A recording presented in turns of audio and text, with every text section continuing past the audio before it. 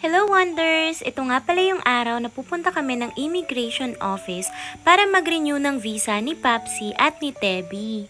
Tara, samahan nyo kami! At ayun, habang papunta nga kami sa Immigration Office, naalala ko na kailangan pala ni Papsi ng picture. Buti na lang, sa mga train stations dito sa Japan ay merong mga photo booth na katulad nito. Kaya hindi na hassle ang magpa-picture. At speaking of hassle, hindi na rin hassle ang kumuha ng mga government documents dito na kakailanganin para sa pagre-renew ng visa. Kasi pwede kang kumuha nito sa convenience stores katulad nitong Lawson. Alam nyo ba na dito sa kanilang photocopier machine ay pwede ka na ring mag-print ng iyong residence certificate at ng tax certificate.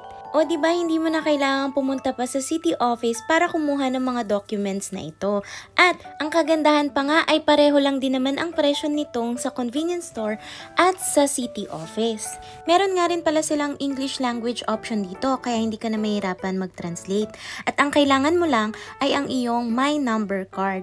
At grabe, napakabilis nga mag-print dito ng government documents. Kaya nga sobrang na-amaze talaga ako sa pagpapahalaga ng mga Hapon sa salitang convenience. At alam nyo ba, habang nagpiprint nga ako dito, hindi ko maiwasang maisip na sana meron din ganito kabilis na sistema ng pagkuha ng mga government documents dyan sa atin sa Pilipinas. Yung hindi mo na kailangang pumunta sa iba't ibang ahensya para lang makakuha ng iba't ibang klaseng documents na kakailanganin mo para sa mga transaction mo. At pwede mo na siyang gawin sa convenience store lang. Ayun, nagbayad na nga ako. 300 yen nga pala yung isang document. At ayun, wala pa ngang isang minuto after ko magbayad ay lumabas na rin yung document na kailangan ko.